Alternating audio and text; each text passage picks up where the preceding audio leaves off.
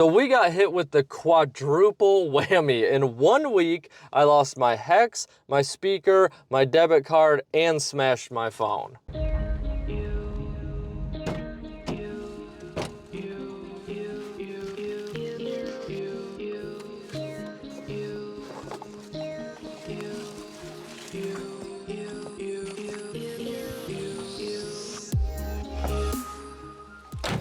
Now let's go toss some plastic. Ladies and gentlemen, welcome back to the channel. Today is the 8th installment of our vlog series, and we have made our way to Lula, Georgia. Yes, we did get in contact. We did make our way to Lula. They have 2 top-tier courses on the property. They have camping spots, they have glamping, they have a pro shop, fire pits, all kinds of awesome stuff here for us to check out. The downside is they let me stay here. It was awesome, but now we don't get that cool B-roll driving footage to the course. I really enjoy making that. That is kind of a bummer, but let me tell you what, it was amazing to be able to just wake up here at the course. A few other things that I want to quickly talk about. It has been raining for the last like 26 hours. I mean, downpouring, so the course is probably going to reflect some of that. I'm not sure how it's going to handle a ton of rain. And 2, guys, when you're done with this, please go back and watch my last vlog. I thought it was really good. I stupidly posted it on the Super Bowl. So now that we got that out of the way, I am gonna throw the muck boots on and then we're gonna go get started. I do feel a bit disorganized. I'm very used to talking about how we're gonna fire Gret up and get warm. It is pretty chilly this morning, but again, we're already here. So we're just gonna throw the muck boots on and go see what we can find. So we have made our way to the disc golf bulletin board. As you can see, we have Disc Lula. Looks like a nice, long, pretty intense course. And then we also have Red Hawk Ridge, which has some water in play. Neither one of these seem too easy. They should be a challenge and it should be a good time.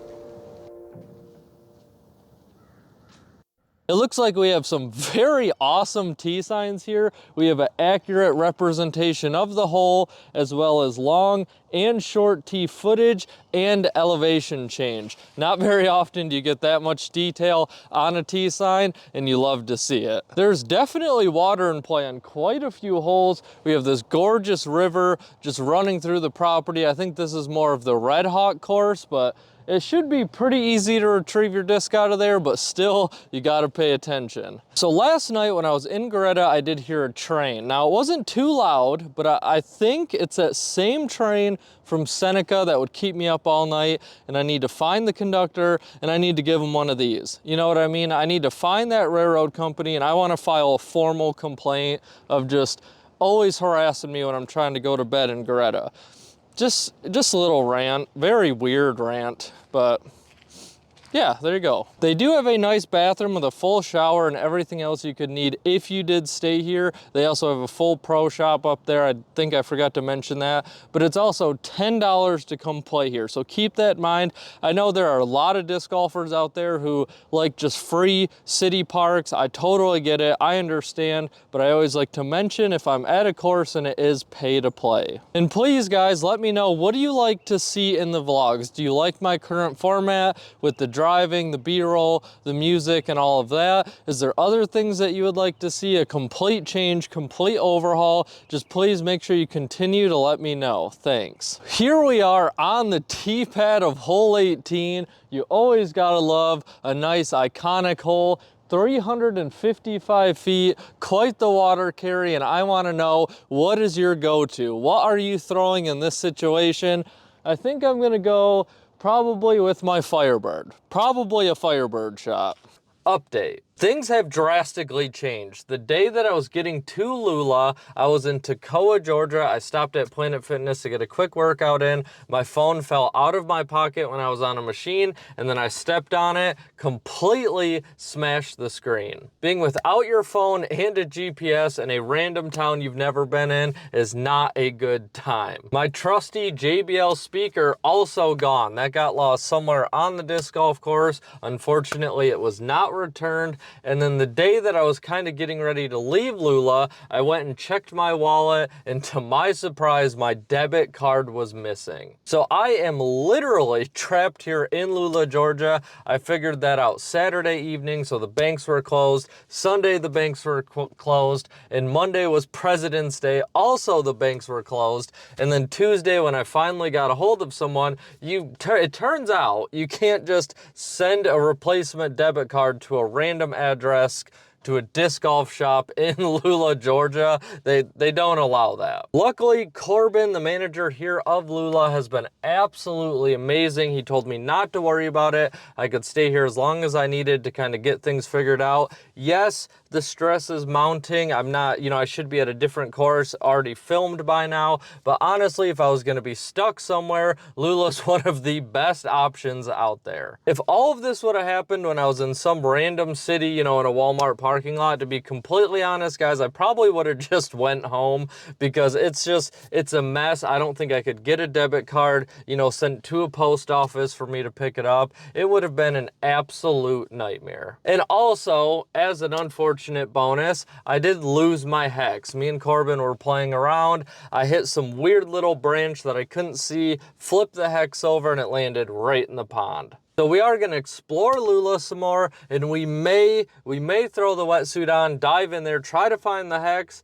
I would give it a 1% chance, and that's not me over-exaggerating it. It went in there. I highly doubt I can touch there. I don't know how deep it goes, and at this point, I'm not going to remember where it went, but luckily, we don't step on any snapping turtles. I've been warned there's quite a few of them in there, which is not the best feeling, but anyway, we are going to make the most of our situation and really get an in-depth exploration of Lula.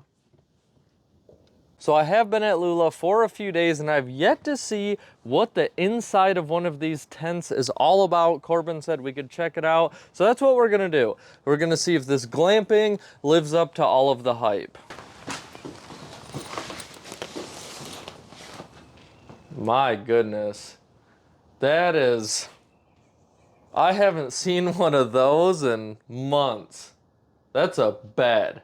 Oh my goodness, I couldn't imagine getting to sleep in one of those bad boys. I'm not gonna lie, this is nicer than I thought. You have this little rest area over here, you have your Keurig, you have a mini fridge, you have 2 queen-size beds. It's just beautiful in here. Just enough sunlight comes in, and then that's your AC and heat controls.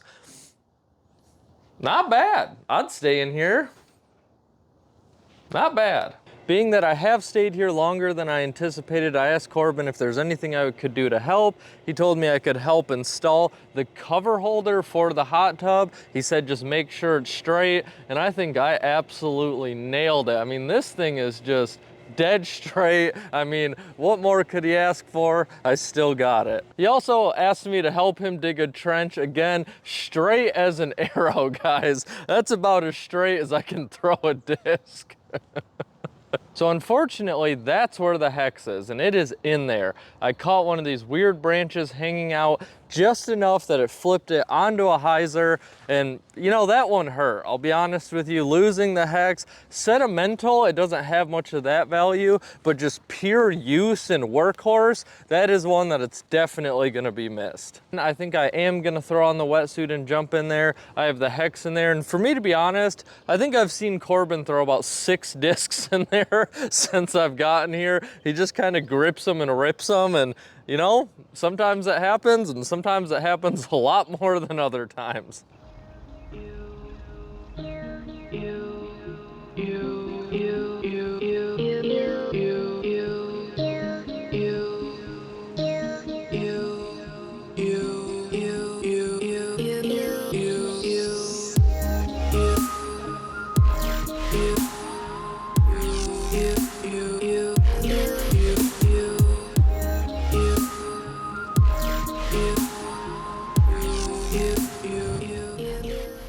We've been in there for 20 minutes. We found only 3 discs, and all 3 of them are Corbin. So that's, I don't think the hex is in a reachable spot. I'll probably jump in there another time or two. I don't think I'm gonna keep recording, but so far we got 3 for Corbin, and neither of these I saw him throw in, so he has at least 16 more in there, I think. Maybe we'll find a couple. As we wrap up this vlog, we are going to shoot inside of the Lula Pro Shop. I'll show you guys around a little bit. Maybe we'll catch Corbin and ask him a few questions. So here we are inside of the Lula Disc House. Everybody, this is Corbin. He is the manager here at Lula, and people want to know, Corbin, why should they come and check out the Lula Disc Golf property?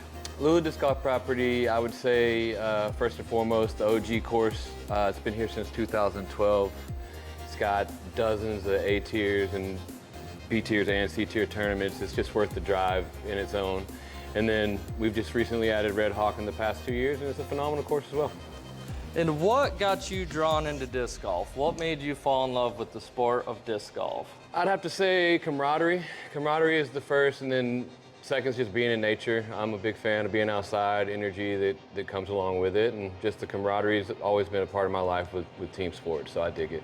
That is definitely the beauty of disc golf, getting out in nature. They have a ton of artwork up here on the walls. It's amazing. They have a killer used disc selection. They will be getting in a whole bunch of new discs soon. That is still in the process, and it's gonna be a little bit, but for now, it's an awesome place, and make sure you come check it out. That's gonna wrap up today's vlog. I hope you guys enjoyed something a little different, a more in-depth look at a disc golf property rather than just kind of a surface look. It was a nice change of pace. Hopefully next time I catch you guys, I will have my debit card. It is supposed to come today. If it doesn't come today, I'll be honest, I'm not sure what I'm gonna do, but hopefully that comes in the mail. We can get everything back on track. Until then, I'll see you on the next one. Peace.